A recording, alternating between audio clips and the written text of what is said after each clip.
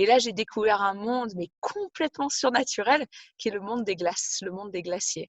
Mmh. C'est un peu comme une enquête policière pour comprendre ce que le glacier essaye de nous dire. Aussi, ce qu'on entend du grand public, des jeunes générations, nous touche énormément et nous force à être meilleurs, nous pousse à être meilleurs. Et nous, notre objectif, c'est de montrer qu'on peut faire une expédition scientifique dans un milieu aussi extrême, aussi difficile que le Svalbard, mais de façon propre et de façon beaucoup plus respectueuse de l'environnement.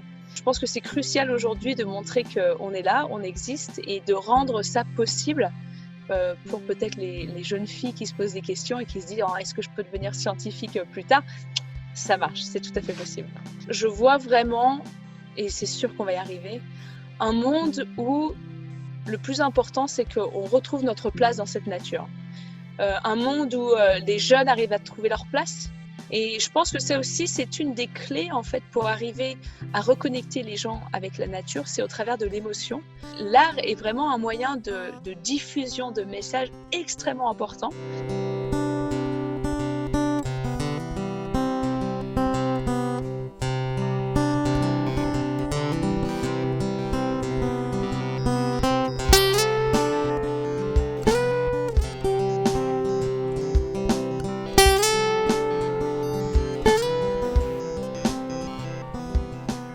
Bonjour à tous et bienvenue sur cette chaîne YouTube pour le projet WILAN, pour un monde inspiré par l'amour, l'art et la nature. Je suis très heureux de vous accueillir pour cette première interview d'une série qui sera consacrée aux personnes inspirantes qui ont déjà commencé à rêver et à construire le monde de demain. Pour cette première, j'ai l'immense privilège et vraiment le grand plaisir de recevoir la docteure Heidi Sevestre. Bonjour Heidi. Bonjour William. Heidi, tu es donc docteur en glaciologie, tu es une scientifique, une chercheuse, tu étudies la vie des glaciers, mais tu es également exploratrice des temps modernes, parce que tu fais des expéditions à travers le monde entier. Tu es également animatrice télé, et tu es très présente dans la communication via des conférences notamment, mais également sur les réseaux sociaux, sur les thèmes de la lutte contre le réchauffement climatique, de la préservation de l'environnement. La glace, les glaciers, ça semble vraiment être une passion profonde pour toi. D'où ça vient? Petite, j'ai été baignée en fait dans des histoires d'exploration, d'alpinisme, de montagne. Vraiment, très vite, on m'a en quelque sorte lancée dans la marmite de la nature et de la montagne. Et là, j'ai découvert un monde, mais complètement surnaturel, qui est le monde des glaces, le monde des glaciers. C'est vraiment ce que je veux faire. Je veux passer la plus grande partie de ma vie aux côtés de ces glaciers-là, être avec eux, essayer de les comprendre, essayer de voir comment ils évoluent. Et j'ai eu la chance d'être guidée en fait dans la bonne direction assez vite. C'est d'être à leur côté avec eux, les deux pieds sur les glaciers et d'essayer de les écouter, d'essayer de les comprendre. Ce que j'essaie de faire, c'est en quelque sorte, de faire parler ces glaciers. Donc, ils sont pas hyper bavards. C'est un peu comme une enquête policière pour comprendre ce que le glacier essaie de nous dire. Donc, en ce moment, évidemment, on essaie de comprendre comment les glaciers réagissent face au changement climatique. Pour nous, c'est le thème principal de nos sujets d'études. Et c'est comme si, voilà, c'était un patient et on essayait de comprendre ses symptômes, on essayait de comprendre ce qui se passe. Donc, le travail d'un glaciologue aujourd'hui ou d'une glaciologue, ce serait ça, c'est de faire des campagnes de terrain, d'écrire les résultats de nos études et ensuite de les publier dans des journaux et d'essayer de rendre ça accessible comme on peut.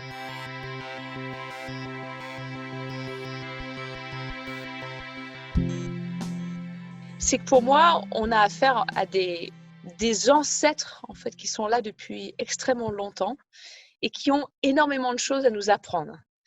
Voilà, les glaciers ils sont en place dans leur environnement depuis extrêmement longtemps, depuis des milliers, voire des dizaines, voire des centaines de milliers d'années. Et ces glaciers-là, ils en ont vu des choses, ils ont vu le climat de notre planète changer d'un extrême à un autre. Et aujourd'hui, ce qui est assez terrible, c'est de voir que à cause de nos actions, ces glaciers-là, on peut les faire disparaître sur une échelle de temps extrêmement courte. Et alors qu'on a tant à apprendre de ces glaciers-là. J'ai énormément de respect par rapport à eux.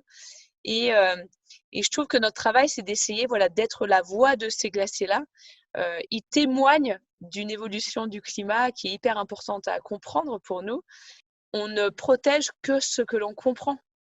C'est sûrement pour ça qu'on a créé Climate Sentinels, c'est parce que, en fait, nous, on a peut-être un rôle à jouer en diffusant notre science, mais aussi ce qu'on entend du grand public, des jeunes générations, nous touche énormément et nous force à être meilleurs, nous pousse à être meilleurs. Nous aussi, on se nourrit énormément de ce que nous dit le grand public et les jeunes générations, ça c'est sûr.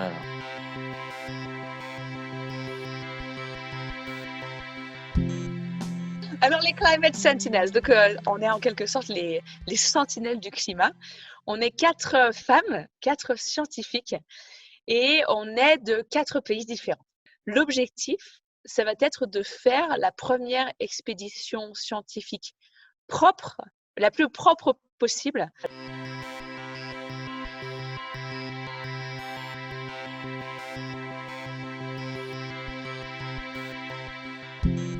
Alors, le Svalbard, déjà, je pense que c'est important d'en parler parce que c'est l'élément principal de notre étude. C'est un archipel norvégien qui est dans le haut Arctique. En fait, le Svalbard, donc en France, on le connaît plutôt sous le nom du Spitzberg. Le Spitzberg, c'est l'île principale de l'archipel. Et donc, c'est à mi-chemin entre le nord de la Norvège et le pôle Nord. C'est un des endroits de l'Arctique qui est le plus accessible.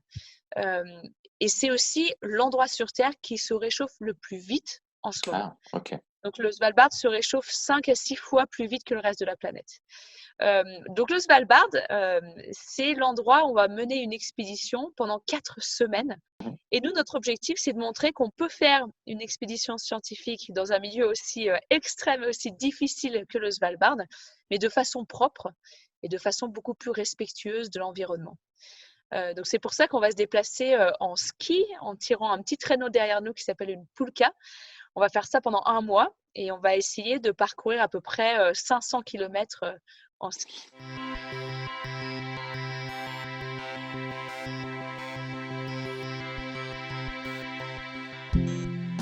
On a un objectif scientifique derrière ça qui est hyper important, c'est qu'on va récolter des petits échantillons de neige. Et ces échantillons de neige, donc ça va être de la neige qui sera tombée cet hiver. Et cette neige, en fait, quand elle tombe, en fait, elle plaque au sol tout ce qui flotte dans l'atmosphère. Donc le bon comme le mauvais. Et le Svalbard, en fait, reçoit un peu tout ce qui se passe ailleurs sur la planète. Donc, si je prends le bus ici, si j'utilise une voiture, toutes ces petites particules fines, on en parle beaucoup, hein, elles sont très légères, donc elles peuvent parcourir des distances absolument hallucinantes, sans problème, des milliers de kilomètres. Et au bout d'un moment, s'il se met à neiger au Svalbard, bim, ces petites particules, elles se retrouvent plaquées au sol. On va aller récolter des échantillons de neige qui auront sûrement, malheureusement, des petites particules, notamment des particules de noir de carbone ou de black carbon, qui est le résultat de la combustion des énergies fossiles. Ça salit ces surfaces-là, ça les assombrit et ça va accélérer leur fonte encore plus, sachant que ça fond déjà très vite au Svalbard. Donc on dit que ça catalyse vraiment la fonte de l'Arctique. Et c'est vrai que c'est pas habituel en fait du tout de mener une expédition scientifique où l'aspect physique est aussi important. Généralement, chaque expédition scientifique est difficile, mais là, je crois qu'on coche un peu toutes les cases. On tirera tout notre équipement avec nous. Donc, nos pulkas vont sûrement faire à peu près 80-90 kilos. Et dans ces températures-là, c'est extrêmement difficile. Donc, il y a beaucoup d'entraînement à mettre en place. Et l'entraînement, il est tout autant mental que physique. Et tu vas rire, mais en fait, il y a une façon assez particulière pour s'entraîner à cette expédition en ski pulka. C'est de tirer en fait des pneus de voiture ou des pneus de tracteur. Mais mon objectif numéro 1, c'est vraiment d'arriver à diffuser ce message avec le plus grand nombre. Parce qu'en fait, cette expédition, en quelque sorte, elle n'a aucun intérêt si on la garde pour nous. C'est comme toutes les expéditions scientifiques. Voilà, si on la garde pour nous, à quoi ça sert? Si les gens ne savent pas ce que c'est que le Svalbard, s'ils ne savent pas à quel point cet endroit est en train de changer, et surtout si les gens ne comprennent pas à quel point on a besoin de tout le monde, à quel point on peut tous agir de façon positive pour ce grand challenge qu'est le changement climatique.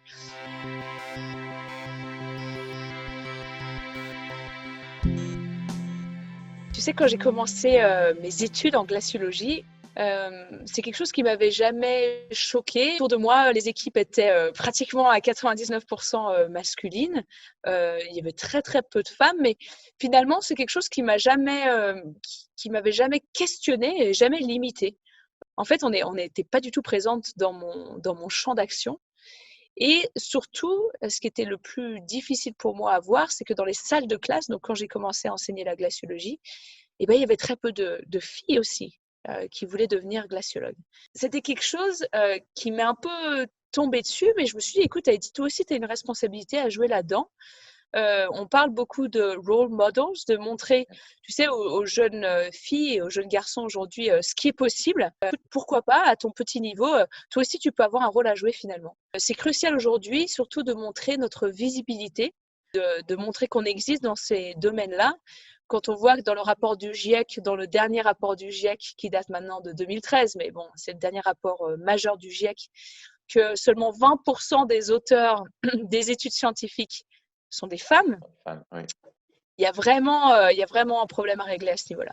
Aujourd'hui, les choses sont en train de changer. Je le vois parce que dans les salles de classe, là, justement, il y a quelques semaines encore, j'étais au Svalbard à donner des cours.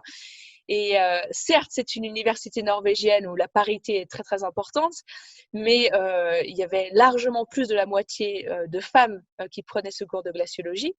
Il y a même un des cours de glaciologie dans lequel j'étudiais où il n'y avait pas un homme. Wow. D'accord. Donc ça, c'était vraiment impressionnant. Donc les choses sont en train de changer et je pense que c'est pour le mieux pour tout le monde. Parce que évidemment, on va apporter des choses différentes que les hommes peuvent apporter en glaciologie. Tout le monde parle, oh, il y a une certaine sensibilité, des choses comme ça. Non, je pense que c'est juste peut-être des points de vue différents, des façons de faire différentes. Je pense que c'est crucial aujourd'hui de montrer qu'on est là, on existe et de rendre ça possible pour peut-être les jeunes filles qui se posent des questions et qui se disent, oh, est-ce que je peux devenir scientifique plus tard? Ça marche, c'est tout à fait possible.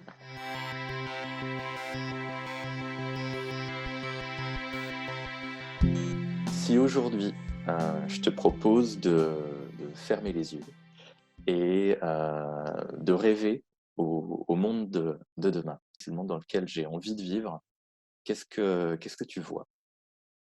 Tu sais, moi, je suis quelqu'un de très, très optimiste par nature. En glaciologie, on n'a pas le choix, il faut être optimiste de toute façon. Je vois vraiment, et c'est sûr qu'on va y arriver, un monde où le plus important, c'est qu'on retrouve notre place dans cette nature. Qu'on comprenne que nous, on n'est pas au-dessus de quoi que ce soit, qu'on est vraiment pleinement en place dans ces écosystèmes, dans cette nature qui nous entoure.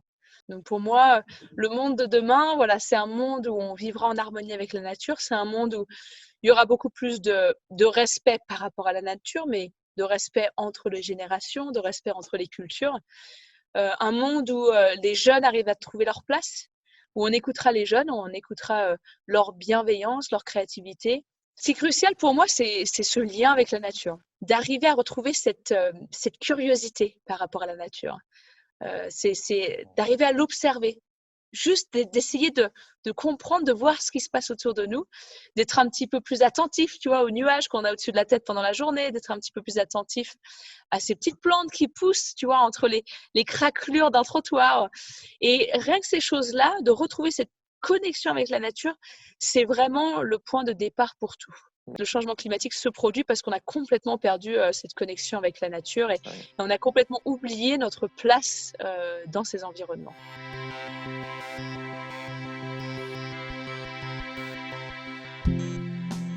L'art est vraiment un moyen de diffusion de messages extrêmement important. Et je pense que ça aussi, c'est une des clés en fait pour arriver à reconnecter les gens avec la nature, c'est au travers de l'émotion. Si j'essaye de faire passer un message au travers de l'art et au travers de l'émotion, et c'est quelque chose qui va vraiment s'ancrer chez les gens. Et l'art a une place monumentale à jouer au niveau du changement climatique, au niveau de la lutte contre le changement climatique. Et je pense que ce qui est crucial aujourd'hui, c'est de rester optimiste, rester positif. Parce que c'est comme ça qu'on y arrivera. Il faut s'imaginer qu'il y a une autre réalité. Cette réalité, elle existe déjà tout autour de nous, mais il ne faut pas avoir peur du changement qui est en train de se passer. Ça va nous stimuler pour être meilleurs, pour créer un monde où on se retrouve beaucoup plus et surtout où on retrouve cette connexion avec la nature. Donc, il faut rien lâcher.